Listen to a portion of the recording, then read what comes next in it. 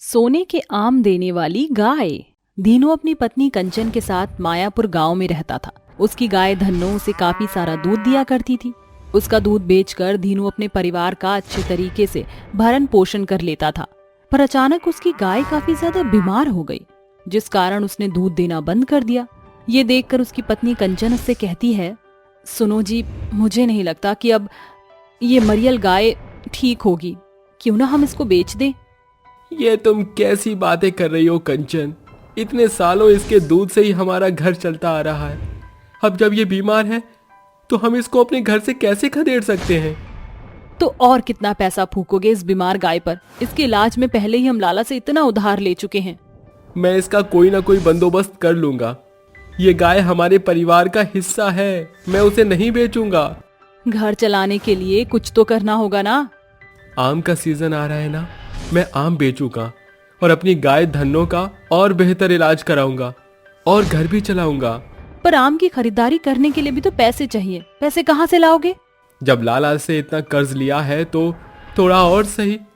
आम की बिक्री अच्छी होने लगेगी तो उसे सूद के साथ लौटा दूंगा। ये कहकर धीनू लाला के पास आता है और उसको देखकर लाला कहता है, अरे धीनू, तू मेरे पास पैसे ले आया क्या? नहीं लाला, मैं पैसे नहीं लाया हूं। फिर बिना पैसों के अपना मुंह उठाकर क्यों आया है यहां? मुझे कुछ और पैसों की जरूरत है। तेरा दिमाग खिसक गया है क्या? अरे पहले का कर्जा तूने दिया नहीं और चला आया मुंह उठाकर फिर से कर्जा मांगने। देखो लाला, मेरे पास आखिरी सहारा तुम ही हो। घर और जमीन पहले से ही तुम्हारे पास गिरवी है। मुझे थोड़े पैसे दे दो ताकि मैं नया कारोबार शुरू कर सकूं। ठीक है, देता हूं, लेकिन इस बार तूने मुझे सही तारीख पर पैसे नहीं लौटाए तो मैं हमेशा के लिए तेरे घर बार पर अपना कब्जा कर लूंगा। ये कहकर क्रूर लाला धीनू को कुछ पैसे उधार दे देता है। पैसे लेकर धीनू फलों के बाजार में जाकर आम खरीदता है, पर दुर्भाग्यवश वो सारे आम खराब निकल जाते हैं, जिसे देखकर वो कहता है, ये आमों की बिक्री मेरी आखिरी उम्मीद थी, ये भी खराब निकल गई। निराश होकर धीनू फलों की टोकरी को सर पर उठाए घर की ओर चल पड़ता है। तभी रास्ते में उसे एक तपस्वी नजर आते हैं और वह कहते हैं, बालक, ये आम कैसे दिए? बाबा, इन आमों का कोई मोल नहीं। आप चाहे तो इन्हें जितनी मर्जी उतना ले लीजिए, लेकिन ये सारे आम अंदर से खराब है। उसके मुंह से ये सुनकर तपस्वी उसे कहते हैं, धीनू, तुम एक भले मानव हो जिसने झूठ का सहारा न लेकर सत्य को स्वीकारा। मैं तुम्हें वरदान देता हूं कि तुम्हारी ये सारी खराब आम अभी इसी क्षण रसीले मीठे आमों में बदल जाएंगे। जाओ, जाकर इन्हें अपने बीमार गाय को खिला देना, वो फौरन ही भली चंगी हो जाएगी।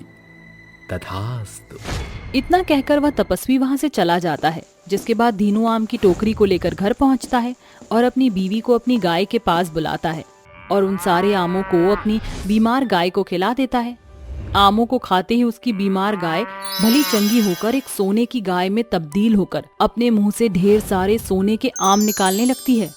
ये देखकर वो दोनों चौंकते हुए कहते हैं, ये कैसा जादू है? ये अचानक धन्नो सोने की गाय में कैसे बदल गई और ये सोने के आम कैसे निकालने लगी?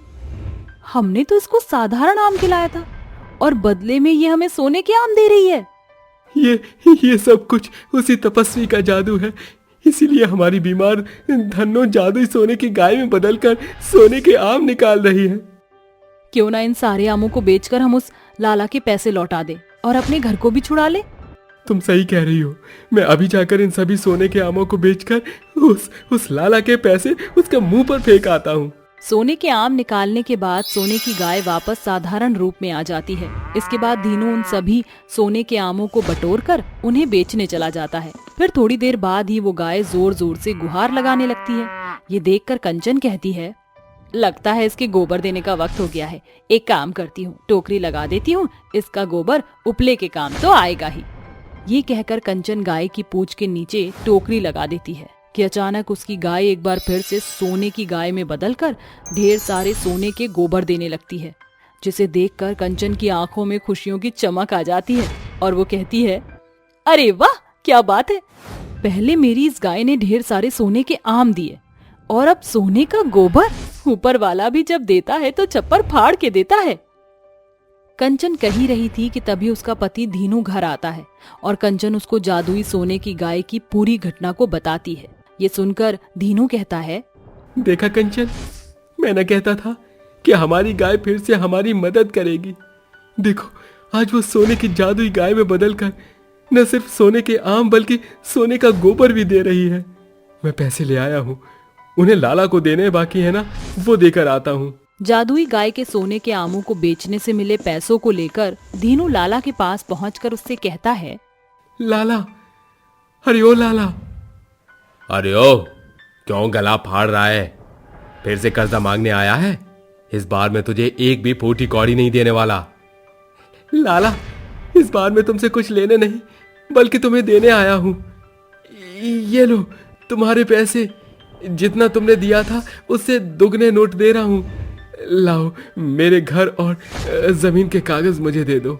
धीनू के पास एक साथ इतने नोट देखकर ये बात लाला के मन में बहुत खटकती है और इसके पीछे का कारण पता करने के लिए लाला उसके घर पहुंच जाता है, जहां वो चोरी छिपे देखता है कि उसकी गाय सोने के गाय का रूप धारण किए मुंह से सोने के आम निकाल रही है और पीछे से सोने का गोबर।